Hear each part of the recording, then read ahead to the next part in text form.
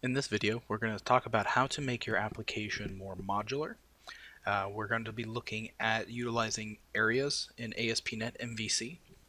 Now, an area allows you to kind of create almost like a sub MVC project inside of your project, and the goal there is to help build some isolation between the core of your app and maybe additional controllers and views that have specific functionality. We're going to go ahead and do that for our admin area of the application. So to do that, you'll want to right click on your project. You'll want to choose add, and then from the add menu, you'll want to locate the option to add an area, which is here at the top. So we'll click area, and then you want to give your area a name. So I'm going to call this my admin area. And Visual Studio will do some scaffolding just as it does when you create a new project. And you'll see here that it added a folder to our solution called areas, and underneath it, it added a folder called admin.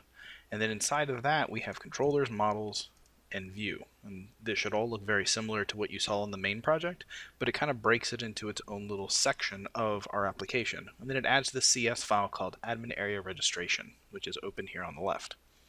And what this does is it basically defines this area. And we inherit from area registration, and then we define the area name as admin, and then there's a route that's defined for our admin area. So this is really just a config. We can get into more about the config later, but for now we're just going to leave it at these defaults. And from here we can start to actually build out and even migrate existing controllers into this admin area.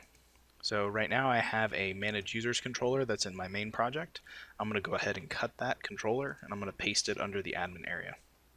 I'm then going to do the same thing with my models. So I'm going to go to manage users. I'm going to cut that, go to models, right click, choose add, new folder, and I'll say view models. And then I will paste that in there. So now we've moved those as well. And then the final thing we'll move is the manage users views. So we'll go ahead and cut this folder and then move it underneath views.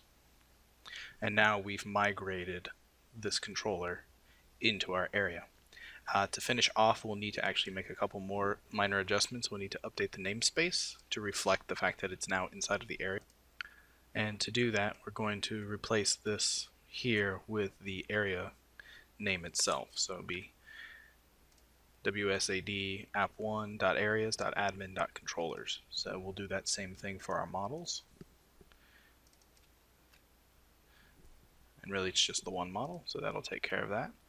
And now we've migrated over into the admin area. So we'll go ahead and save our changes. We'll update our references. And then this is a reference that is no longer needed. So we'll get that out of there. Let's do a quick build to make sure everything compiles.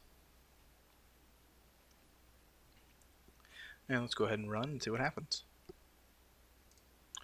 Alright, and then I will log in.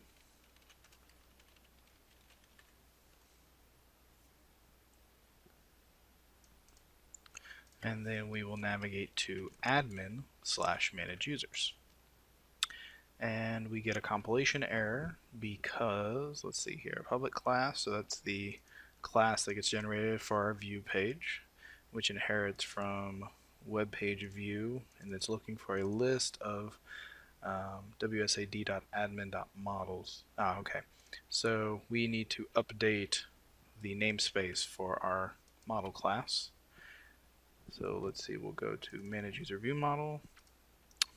Oh, not there, we need to go to the view, and we need to update this to be wsad_app1.areas.admin.models.viewModels, manage user, and then the manage user view model. So that is the same path as my view model itself. So there's my namespace and then my model name. So getting all of that updated as well.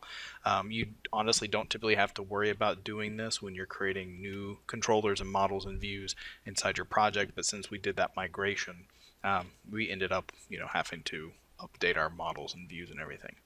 Alright, so that was just a view change, so we should be able to come back and hit refresh. And there we go. So now we have our list of users again. Everything is functional, but you'll notice that the layout looks different And the reason for that is because when you're in an area, the area actually has its own set of layout pages for the layout of the entire user interface. So by default, we are just pulling from the non-existent underscore layout.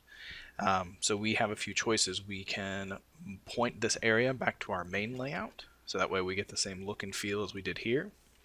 Or we could define a new layout for just this area, so we could make it look and feel different.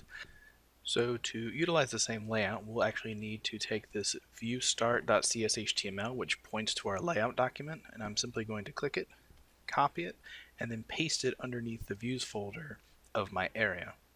And what that'll do for us, I need to stop my debug first. And what that'll do for us is that underscore start layout will then set up the appropriate pointer to the layout file that exists here under shared underscore layout.cshtml. So we'll save that, and then we'll come back and just refresh our view.